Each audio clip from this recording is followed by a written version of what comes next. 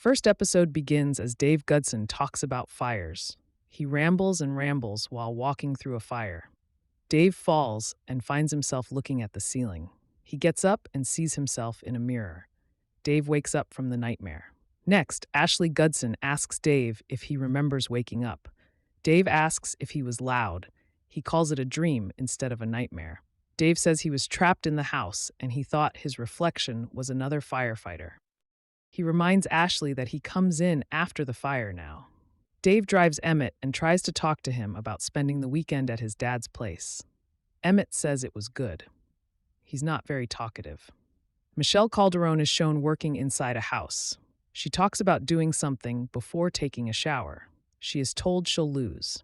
Dave catches up with her at the station. Michelle explains she's the one sent by Metro PD. She's been told he could have 2 serial arsonists working the area.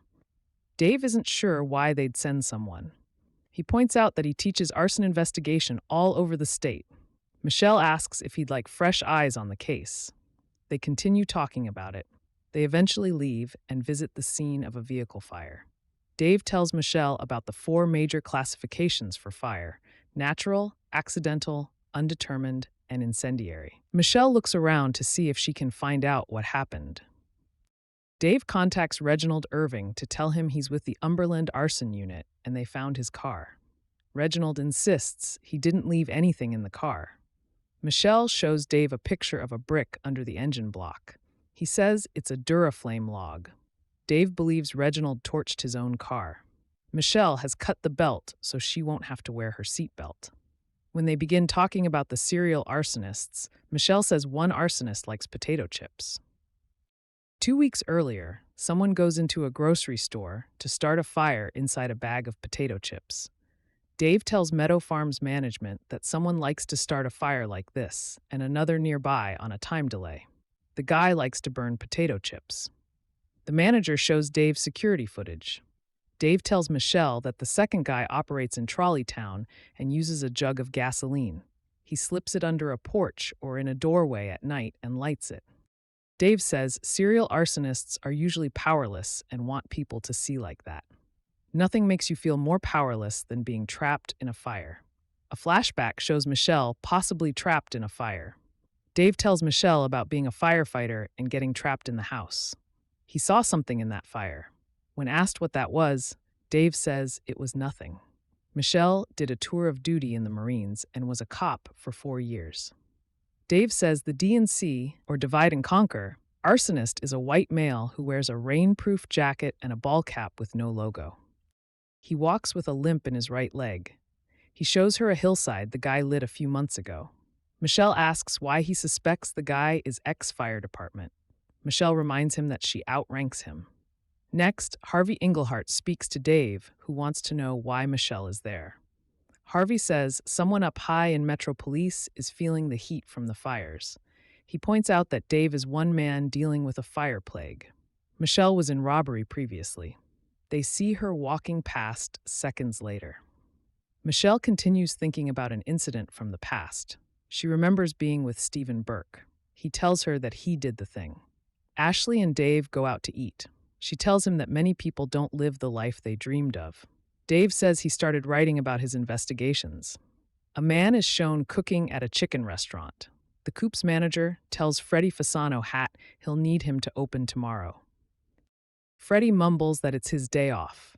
The manager hopes Freddie will help them out. Freddie says yes. He heads home later that night and possibly watches porn. Michelle exercises. She remembers her time with Stephen. He tells her that he did the thing. Stephen goes on to say he left his wife. He reminds Michelle that they talked about it. Michelle thought that was a pipe dream. Stephen admits he jumped the gun. He says he'll go back and they can take some more time on their relationship. Michelle thinks they should take a break and take a step back. Stephen thinks he adapted to her needs while she moved the goalpost. He suspects she'll want to keep the benefits she's received from their relationship. Michelle threatens to flex against him too. Stephen says she'll lose too. He shows her his badge. Michelle says he'll lose his marriage. Stephen says he already did. He throws his cigarette against the wall. A woman goes into the craft cubby to look around. She notices smoke and gets injured by a fire. Dave hears the call about the craft cubby. The woman manages to get the door open and escape, but she's been badly injured. Michelle catches up with Dave outside the crime scene. They go inside and begin looking around. Dave finds the point of origin. He explains that the fire gets so hot it burns the soot away. They usually find a divorce at the bottom of the V. Dave says it's just one burnt rubber band. The fire was started in 3 locations using the same kind of incendiary device. Dave shows her how the fire was lit using a cigarette and matches. Michelle wants to try it for whatever reason. Tests indicate the cigarettes have ammonia on them. Michelle believes there have to be dozens of these devices lying in places where they didn't ignite. Back at the station, Harvey asks Michelle and Dave to come into his office. He asks if they know who owns Meadow Farms. The chain is owned by ABSG Limited, which is a global food conglomerate. Harvey says he got a phone call from their global VP of loss prevention this morning. Harvey warns Dave that he'll take him with him if he goes down. He urges them to get someone. When Michelle and Dave get to work, she suggests looking at active firemen. Dave says the union won't let him access the files, and they'd notice a fireman with a limp. She doesn't buy the limp, and she'll get access to the files. They have more than 2,400 active firefighters in the county. Dave believes it'd be too hard to go through all of them. Freddie works at Coop's. It appears a fire has started near him. Michelle gives Dave a pin to access all active personnel files. Michelle eventually asks Dave about Arch Stanton. Dave says he's out of his mind. Michelle questions how he keeps his job. Dave says his sister is the comptroller and his brother is on the city council. They also talk about Scotty Busick, who has been absent for almost every single fire. Dave says Scotty is well liked. His fitness reports say he's top-notch. Michelle thinks they should chat with him. Dave and Michelle check in with Scotty moments later. Scotty claims he was present when the records show he was absent. Michelle points out there's a history of him not reporting in. Scotty asks if she knows what an engineer does. He got promoted almost 2 years ago. Scotty explains that he drives the truck. If he's not there, the others couldn't get to the fire. When they're alone, Dave tells Michelle he would have caught that if she had shown him the fire. Then they speak to Arch. He claims he was there. Arch claims they haven't proven anything. He claims Michelle has an agenda. Arch asks if it's true that she doesn't know what an engineer is. Arch goes on a possible racist rant until he walks away.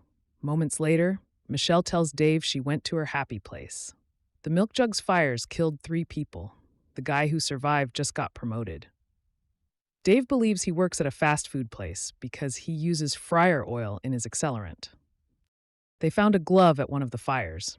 It contained hairs from his wrist, so they have the arsonist's DNA. It's just not in their system. Later, Dave writes. He tells Ashley that he's written 3 chapters in 2 days. Dave says he has all this knowledge and case histories to draw from. Ashley suggests he could become a famous writer. Freddie is shown out at a pub. He follows a couple home. The woman goes inside before the man leaves. Freddie watches them.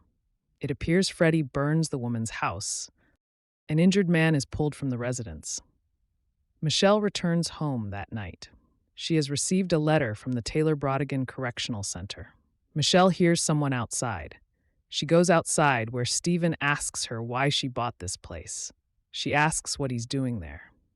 Stephen says he's checking up on her officer. Michelle says she's going to get one of the arsonists, if not both. If she does that, he might not be able to keep her down. Stephen tells her she has such moxie. Michelle asks him to go home. Dave is outside the residential fire. He asks a firefighter if it was started with a milk jug. The father got burned saving his baby. It was the first night out since the baby was born. Dave says they were happy. He goes to the pub where the couple went. A waiter shows them where they sat. He didn't notice anyone watching the couple.